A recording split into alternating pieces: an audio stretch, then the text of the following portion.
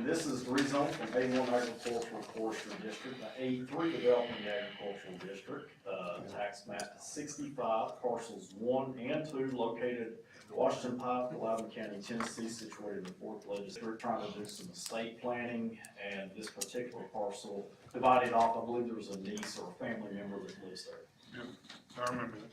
Okay. Jim, these will all be on August 4th for a vote. See you then. Thanks, sir. Y'all have a good evening. Hey, Jim, Yes, sir. I'm gonna leave. He's not leaving, he's waiting to hear what I'm gonna say. Commissioner Randolph was getting off the interstate today, or driving past El Camino today, and what'd you see? Look like over there on El Camino Lane, they're burning the brush where they're clearing. Way down at the end or up close to the Watt Road?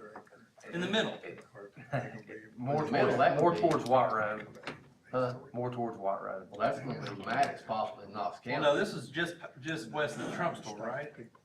Correct, it was The west. Lost- Oh, that's that, Jim knows where that's at. And he went out, they went out there. I will take all that tonight Yeah. in the morning to see if it's smoldering. If so, we'll make contact with them. Cause they were told to stop, weren't they? They were, yes, sir. Yeah, there were, it was. We just rezoned that one last month. Yeah, we'll look into that. Thank you, Jim. Okay, thank you, Jim. No? Commissioner Quillen, cleaning service issue. I talked with, Mr. Kleinschmidt, and he will address that. I don't think that needs any action from us. They're gonna rebid that, October 1st. It's, Okay. issues aren't getting any better. I was also down here last week, and the Cleaning service. And the courthouse. Register of Deeds office showed me around the Oh, exterior, yes. and that's not maintenance, that's contracted out as well. Yeah, that's grounds. Is it as well? The same good look mow? You're talking about the mowing and weeding and No, stuff? but I'm talking about cobwebs and the No, brick that, being black, so that's apparently contracted out as well. I don't think anybody does that on a regular basis. Well, we have a maintenance department, they need to be maintaining our buildings, so. We need all these crepe myrtles cut down even with the ground's what we need. We cut them That's last called- year, that's they called- brought back one year. Crepe murder, I think is what they call that. We need to crepe murder or something out there. I can't get in the parking place over there. They're so pretty. But that's all I have, Chairman. Okay, Commissioner Shaver. Yes, sir, Mr. Chairman, and this is not what some may think. I'm not here to say we should, shouldn't, or gonna do anything. After working diligently for a long time to get our zoning stuff, I'll just say it, as tight as we can. The last thing we have left is called a cluster. Jim, you help me, okay? Yes, sir. You can get your property rezoned to an R1, then you can come in and ask for a cluster option. False. We got a rezone to R2. Clusters are Oh, I'm only sorry, on R2, that's right, you gotta go to R2, then you can ask for a cluster overlay or a cluster, whatever you wanna call it. The most recently is that one over in Bill's, district, where Turner Homes is doing the one on 321. And when you do a cluster, the first thing you have to do is give up 25% of the area, is that correct? Yes, sir. All right, so I did a little 50-acre thing is what I did. I did a square 50-acre parcel, took off the 25%, put the roads in to see what I would get. Because in a cluster, you can have a lot as small as 15,000 square feet. In the R2, in the R1, you can only have at least 21,700 and something half-acre lots. So if you take that 50-acre lot, if you take the parcel over there, Bill, on side 321 when you do it, the cluster would allow, depending on how many acres it is, that one's way smaller, but on a 50-acre lot, the cluster would allow you to have about 4 more units than just a standard R1. Because our R1, you gotta have a half-acre lot. It's not just one per half acre. You gotta have a physical half-acre lot, so you have to take out roads, settling ponds, cul-de-sacs, and all that sort of stuff. So just trying to make apples to apples, 3 to 4 extra lots is what you get out of a cluster. What it does allow to do in a cluster, of course, is the small lots, the stuff back close to each other. However, the setbacks, the side yard setbacks are the same, 15 feet. Yes, sir. In an R1, 15 feet, so the houses are 30 feet apart, minimum. In a cluster, they're 30 feet apart, minimum. So it doesn't change that, it just makes the lot smaller. The front yard and backyard setbacks less, right? So you can have them closer to the road.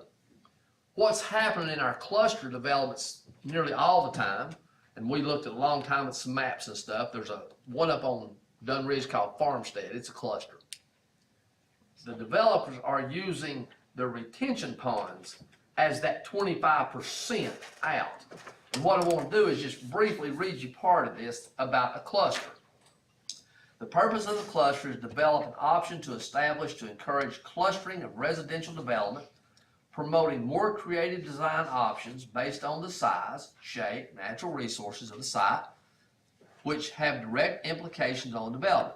The primary purpose of the option is to maintain open space, preservation of natural environmental features, and enhanced design, which may not be practical under traditional development. The objective is to maintain the same density standards, promote connection to public sewer systems, reduce construction and maintenance costs, public and private, enhance opportunities for creative designs, encourage designs which utilize open space as part of the development. So, if you read this, what they're wanting you to do is build this nice little pretty place. We're going to let you make you a lot smaller, but you're going to have all this nice natural open space area. What you get is you get your retention ponds, which is, in my opinion, wouldn't be considered a natural open space. You can't like go swim in them or nothing like that. Sure you could. So my question is, do we need to, Jim, I'm saying this to you, and I'm not saying we should, we shouldn't. I just know this is the last weak place we have in our zoning stuff. Should we say on this 25%? That's the last week stuff in Article 5. In Article 5. Should we say on this cluster thing that the retention ponds don't get to be calculated into the 25%? I think the intent of that is that the amount of property that's supposed to be set aside for open space should be open space, usable for the residents, whether it be walking, biking, riding, whatever. In no way should we count retention ponds or anything else that's non-usable. Non-usable. Well, maybe we should just say no infrastructure. Would a retention pond be included in the infrastructure? Is that part of I infrastructure? mean, it could be. Could be or would It's be. necessary, it's part of the stormwater drainage system. So this infrastructure and stormwater drainage is not, could we make it like, how do we clean that up to where you can't include a retention pond? I'm not asking for any vote in August. I'm kind of wanting to have this conversation, put it on Jim's lap, because he doesn't have anything else to do, and let him come up with what he thinks is a good solution for us. I would be for to have some smaller lots, because we have zero affordable housing in Loudon County. Well, 15,000 square foot lot farmstead at $800,000 did not get you affordable housing. Well, but it can. It can. And I'm telling you, when, What's the cheapest home in Little we City had right a now? conversation, the cheapest home in Yeah. Little City. I looked the other night, in all of Loudon County, there's just 2 houses in the $200,000 range. So Little City has much more density than us. So I don't care how dense you go, you're still paying a premium at this point in time. So I don't care what number you want us to get to or lot size, it's not gonna affect the cost. I asked 2 developers at a meeting when we did our community roundtables. I said, great, if we give you 4 per acre, are you gonna promise me homes under 200,000? No, we can't do that, the market says that rate, we can't do that. So you can't sit there and tell me there's a direct correlation between smaller lots and cheaper houses. Well, just not. I see it in real estate. I mean, that's my job. Not in Little City, in the city of Loudon, where they cram in housing. Well, but I'm telling you, we are keeping future leaders from living in our community, where they can't afford to be here, the people that want to be here, that are invested in our community, that grew up here, they are non-existent here. And when we are all old and gone, who's coming up behind us? It's not gonna be Loudon Countyans. I think they're all from California and Chicago and St. Louis. Then and you places. will not That's know how this they- place. So I would say any way we could keep affordable housing a possibility, I'm all for that, because there is none. But again, I can't buy into the argument of smaller lots equal lower pricing. Look inside the city. They have much smaller lot sizes and the prices aren't any cheaper. Inside the city. They got 5 per acre on Queen Road at Hampton Place, and those houses are going for over $500,000 a piece. Exactly. Harper Village, you couldn't get a smaller lot. It's 0 lot lines. They're butt to butt. And they're $320,000. And they're basically single wide trailers. Stick built stuck together. That's Well, condos. I isn't it? know what I deal with every day, It's individual houses. I don't know what you call it, but. Well, I just like for it to reflect the intent of the usable land be usable, that it not, infrastructure cannot be included, whether it be retention pond or whatever. I'm with you on that. I just think that's defeating the purpose of it. When it says this open space and all that and all the little children, of course, no children moving here. It's just retired people is what somebody told me. There are no children. True. Nowhere. But, True. I would like to say to Jim, kind of give us a look at that and see what makes sense on that. Well, why don't we ask Jim to come back with a few options for the August 1st-ish meeting, and then we'll send it to planning to look at and send it back to us. Work for me.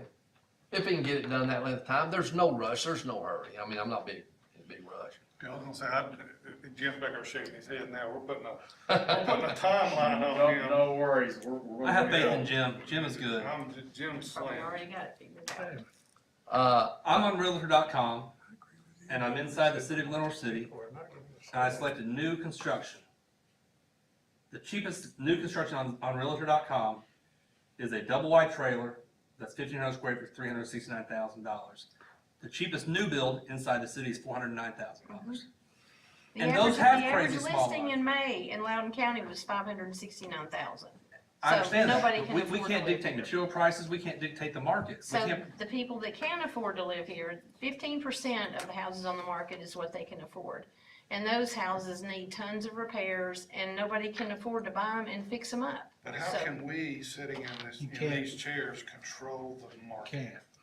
You can't control the market, but when you have larger spaces to put houses, you put bigger houses that cost more money when they hit the market. That's what I'm saying. You're talking about a I'll 15,000. speak, that- I'll that speak for doesn't- my district, doesn't people play that out. move here to be, You can. I'll speak out for my district. People didn't move to my district to be in crammed in housing. They like the more rural way of life, just like the people back there. So I don't think cramming houses in every nook and cranny like they are inside the cities is the answer. I didn't say it was the answer. I just said I don't think we should do away with any possibilities to have affordable housing. That's my argument. There's no one I've spoke to in the city of Loudon that says we need more houses, we need more people moving in here, period. You won't hear Well, it the anywhere. people Unless that, it's the maybe people a- that are wanting to be here, I mean, I deal with that daily. Well, I represent my That's- Yeah, I constituents, don't not people who may represent the want to live people here. that don't live here. Yeah. Well, let me ask you this, and we've covered this, I'm gonna throw out one more thing, but we got more of this if we need to. Jim's got his marching orders on this one. This comes by way of Commissioner Satterfield. The question to me, Jim, was, can we just ban rock quarries altogether? Say there will be no rock quarry in Loudon County. My position from years back, when we got into a lawsuit over adult-oriented businesses, we were told you cannot ban any legal business. You can regulate it, you can zone it. We zoned adult-oriented businesses into M1 heavy industrial. So while you're looking at stuff, make a little note to see just what we can do on this quarry question. It's gonna keep cropping up from time to time. We've all been getting these emails, and I honestly believe those things were some AI generated something. I don't think they're real. But they're opposed to quarries, and we're all opposed to quarries. But obviously they haven't read our zoning regulations, because you couldn't open up a rock quarry in the county right now unless this body gives you at least a 6 vote to rezone to communities facilities district. No? Is it community, CFD is quarries, or is it? CFD, yes. CFD is a quarry. So it stops here. Now that's of course unless you're like the guy in Greenback says, I don't care what they say, I'm gonna do whatever I want to. That's why we're in court for that one. But, just give that a look too, Jim, and see if we need to, how we can strengthen up our quarry regulations more than we have them now. How about no quarries within 100 miles of any residence? That way, we're not saying they can't build, they just can't be within 100 miles of an established home. 10,000 acre minimum. There you go. Yeah, well, that's That'd be a big all, old court if they pull that one off. that's all I've got, Mr. Chairman. Nothing for August 4th, right? No, No. I wanna discuss it, What about your beef? Well, and we can yeah. take a vote to send it to planning if we wanted to. Well, I want to let Jim have some time to work on it. I don't care to send it to planning, but I don't want to try to press him in 2 weeks to have it put together. No. Then let's just vote to send it to planning. Finally, put it on the agenda, Process vote, started. send the question to Nick, planning. I just wanna get the Got that, planning, Jimmy? so we can get the ball rolling. Okay. The So John Cook cluster lot, auction zoning is gonna go to planning is what you want on the agenda. Yes. Okay. the John Cook lawsuit, I think what I was looking for tonight was from the mayor. He's at some national conference, but he had sent the email out earlier this week that said that the insurance wouldn't take the lawsuit, which means Bob's gonna handle it. And other than that, I have no other updates of any kind. I didn't have an update. I was hoping somebody did have it. That's on the road standard, correct? That's on the road standards. Yes. Cusick Circle, yes, he's wanting to put 13 houses on 10 acres at Cusick Circle, and our road standard would allow 9. And that's a road standard from years. Well, Gone by. he wouldn't be able to do but 5 under the previous road standards, because, and to be fair, that road varies in width. It can go down almost less than 17 feet, up to about 19 feet by the time you get to Highway 11. I wonder what the price of those houses would be if there's 9 compared to 13. The I don't same. know, there must be a lot of profit on each one of them houses to want to go lawsuit. Now, this is the same guy who sued us over on 321 when we didn't rezone his property Yep. at was it the Russell property bill? Yes. And he sued us over there, and he lost that one, and my guess is he'll lose this one. Jim, if I'm not mistaken, has it on the planning commission agenda for a workshop in August. Supposed to be, that, the jury's out on that. We'll Okay. see how this week goes. So they ultimately will make the road standard, the planning commission. We send it to them, just like what Adams won't do now, and we put the moratorium in place. Our hope had been that we were gonna find some way that we could say, okay, if you don't meet it, developer, if you want this so bad, then you need to go negotiate with your neighbors and widen the road to the standard. According to Bob Bowman, that's not even a possibility. We can't allow them to do it, we can't require them to do it. The only people that can widen roads would be the county, and we would have the condemnation powers, and we're not gonna do it. So that's really what's kind of taken a long process here, is getting the opinion back from Bob, and it was a very lengthy opinion. Jim can attest to that. So that part's not even there anymore. So what we're down to now is 20 feet inside white line to inside white line. If there is no white line, 22 feet edge to edge. I think that's where it's headed now, but as far as the option to widen the road, we legally can't even do that. Well, part of that precipitated from, of my district over on Hackne Vineyard over there, where the road, part of the road over there would make the loop around Cage Cove look like a interstate thoroughfare. But, people come in that and put a lot more houses than that road can stand. But like I said, that was before we could do anything, but that's just, we got places that can't handle traffic, and this is one of them.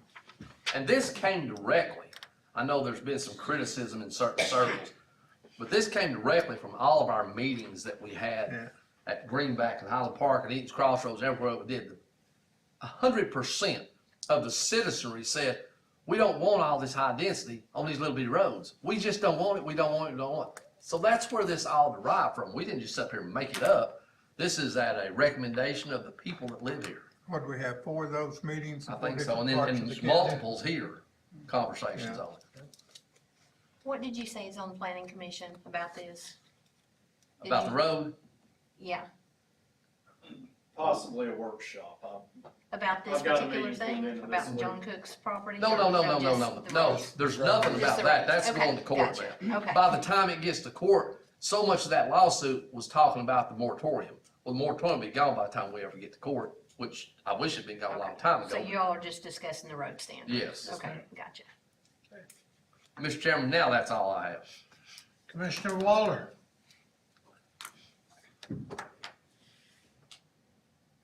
We've talked a lot about roads going down Martell Road in the second, and I got 2 in my district.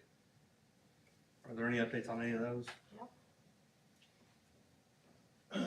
The one burnt house on Martell, the Everybody's dead or something. remaining sister, for lack of better words, I think it's in, Miss Niles' office, for tax Foreclosure. liens, and Property she had mentioned to them that, she was working and hoping to get the taxes caught up on it. I based on what she said, I don't know that that'll happen or not, but Holly did send her a letter at the address they had for her with no response on that. So. Then there's the old alterations place with the collapsing roof. He said he has talked to it's a lifetime estate on the property. He's talked to the people that have the lifetime estate, even though he's the owner, they're in agreement of having it tear down, and he's talked to someone about tearing it down. But that's the end of that. We've not heard back that, yeah, I've got somebody coming in a month or not. Well, it sure fell down now. And this was probably the last time I thought I might have to answer questions on this is when I got this information from Holly. And then we have the 2 trailers in mine on Martell by the tracks that need to be mowed. Yes, and she has had a conversation with the law office that handles that, and they indicate they can't find anyone down here to mow it. So I assume they're just not looking hard. Okay. And there is not a homeless camp by the cemetery at this point, as I understand. They moved to the, another portion of the county. Which portion? The 6th. There you go. I don't know if it's 6. Huh. Good. They're not across the dam yet, What are you but talking- but they're not on Martell. Would this come in the same, area where we have residences that look like Fred Sanford's Yeah, junkyard? this. That's what he's talking about. Yeah, there's a lot of this going on, Commissioner, yes, sir. And I know it's one of the, I mean, we have something on the books to address that, don't we? We do, yes, sir, and we've been sending these to Mr. Bowman, and he has a few right now. Well, we have a call on Friday regarding the Mike Brown property. We have a call on Wednesday. I think. Wednesday about the Mike Brown property. Yes. Sure. And that one has 50+ abandoned cars, abandoned boats, abandoned mobile homes, just on 25 acres. I've got And one, there's one he's working on that's in the 2nd district that's been like this for years. I've got There's one only so about much we can do. 4 acres with that much stuff on upside me. I mean, the only reason the Is that house, one in the city or is it in the county? what? That one you were talking about? It's in the county. Yeah. The only reason the house hadn't fell down is so much stacked up around it, it couldn't. Is this on Meadow Road, Commissioner? Yeah, Yeah, So thank you, Jim, for all that, because I know it's a lot, and I know it's just pounding your head on the wall sometimes, but thank you. thank you, Jim. Sounds to me like Jim needs an employee. Well, we have one. The problem is everything needs to go through Mr. Bowman to try to get this resolved. Annexation, So the city sent us letters notifying us of the annexation, but they failed with the one out at Highway 11 and Highland Park. They failed to get an interlocal agreement for that annexation to be done properly, right? What I would say. So We have an interlocal agreement. Did you bring it? I walked off and left it, but I have it on my phone. It's from 2003. but does it have to be per property? There's no 2003 interlocal agreement that's going to address what the state law requires. All future parcels of property to be included for annexation by Lenore City, Tennessee shall be located with the urban and planned growth boundaries referenced, and shall be annexed by request of the parcel property owners or by consent to annexation without regard to subject property's contiguous nature to the actual city limits of Lenore City, Tennessee. Been in effect at the time. That's Of from the the 2005 lawsuit from where Lenore City tried to annex everything from the city limits to Melton Hill Lake. That's So- not just an individual interlocal agreement. There has to be an individual. This is what Walter Johnson said wasn't worth the paper it was written Well- on. Same interlocal agreement That's what But we this got. is an interlocal agreement to address plan of services for that lot. for I that think one they lot. just approved the plan of services. Well, no, They've there just have to be approved it. one with the They were county. supposed to work with the county to do the plan of services. Then they gotta have an interlocal agreement. I don't know what the answer is. It's obvious they knew they had to do a little something, but they just stopped a little short. We got letters, they stuck signs up. That was the end of it.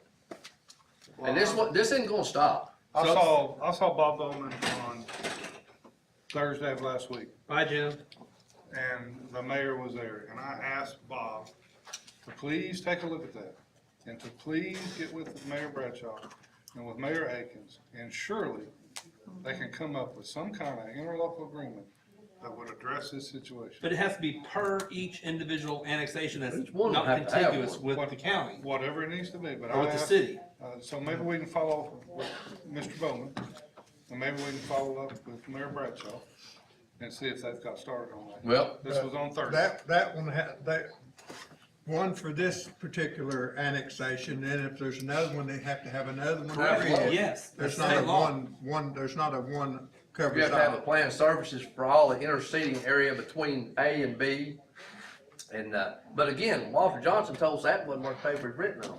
Well, that's true, but all that to say, we need to discuss this on the 4th. If there's not an interlocal agreement entered on, we need to let them know that they're not doing it right, it's an illegal annexation again. They passed they did the annexation on the 14th of July, so the county has 30 days if we're gonna take any action. We have 30 days to take action, so hopefully between now and then, we can get some kind of resolution. I'll just be honest, I've asked the question to our annexation attorneys, I have not heard back yet to see what, if anything, we need to do. Annexing a piece of property. And they're allowed to, Rosemary, they're allowed I'm not to. arguing with you, There just Adam. has to be I'm a not plan of arguing. service and an interlocal I'm not agreement. arguing with you. I'm So, not. that's all we need, so. So again, I met with Bob on Thursday, he happened to be at the county building, and I asked him to please work with Mayor Bradshaw and Mayor Akins and try to come up with some kind of interlocal agreement that works for all of us.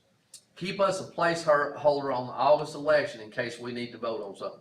How about that? That's fine. I yeah. got it. Annexation question, annexation action, whatever. Annexation action. Maybe by then we'll find out it's all been resolved, that interlocal agreement, Gary's got that worked out. Remember, he fixed that one at the EDA too, he got that one done after 2 or 3 years. Oh, no, never mind, you can get that one fixed either, so.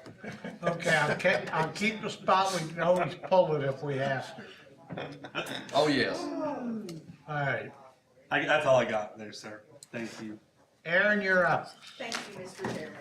These are the items that were recommended by the budget committee. Hold on. There's the SRO grant for $675,000 with no matching funds. That's in the sheriff's office. In the sheriff's office, the 2026 mental health transport grant with no matching funds.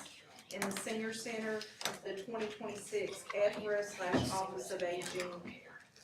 It has matching funds, but the operating budget is used to offset those costs.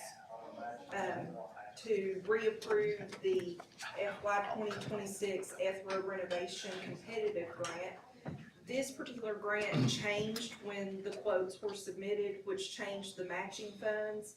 And the budget committee has recommended that the match come out of the fund balance. So it changed from a $25,000 grant to I've got 35, but I'm thinking it's a little more than 31,000. So I'll just say it's 35,481, but I'll have that for sure when I come back. There was an approval to move $100,000 from one subfund in the capital projects fund to another subfund, and these funds will be used for the Lenore City Convenience Center location expansion. And that money's coming from the sale of Center 75 land. Yes, that's the subfund that it's coming from, and it's moving to another fund, subfund just to be set aside. Okay. So they also recommended a resolution to increase the mineral excise tax, and I believe the increase would be 5 cents per ton. Mineral severance. Mineral excise, mineral severance, mineral excise, same thing. But, it's 5 cents per ton. Let's see.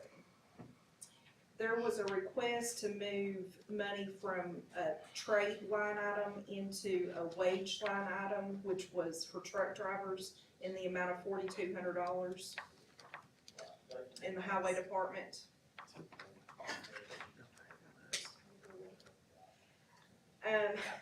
Okay, so during the budget approval process, there was a recommendation and approval by county commission for 24-hour nursing care at the jail. When the estimate came in or the ADP was adjusted, there was an additional $168,000 that was needed for that contract. So the budget committee recommended that that came from fund balance in county general. How do we miss it that much on a, how would we miss it that much? Just asking. Well, that would be a question for the sheriff's department. Okay. So, based on what I heard in budget committee, it was a range from $420,000 to $600,000 that they would need in that line for the 24-hour nursing care. And what do we give them? 420. Okay. And so this will take it to 588,000. So still within the range that they said. That's what I heard in the meetings that were for budget prep. So, any other questions? You good? Yes, ma'am. Okay, all right. Also, there was a motion to add one full-time position at the convenience center and dissolve two part-time positions. So essentially, $46,800 would be moved from the part-time line to the full-time line to cover for this new full-time position for the current year. There was a recommendation to add $1,500 to the COLA to all other employees to match the COLAs of the sheriff and jail. The approximate cost of this is $244,000. And then there was a recommendation from capital projects that was also approved by budget committee for $42,670 for a dump truck at the highway department. And the highway department is paying the other portion out of their own funds. And that's all. Thank you, Mr. Chairman. And they'll be on August 4th. Correct. Okay. Any further discussions? Okay, any further discussions? If not, I'll consider the meeting adjourned. Thank you, Chairman.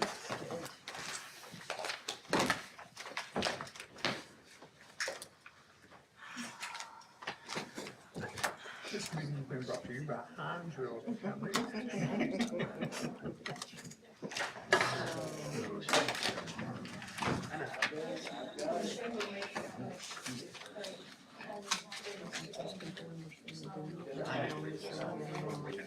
I guess it's called.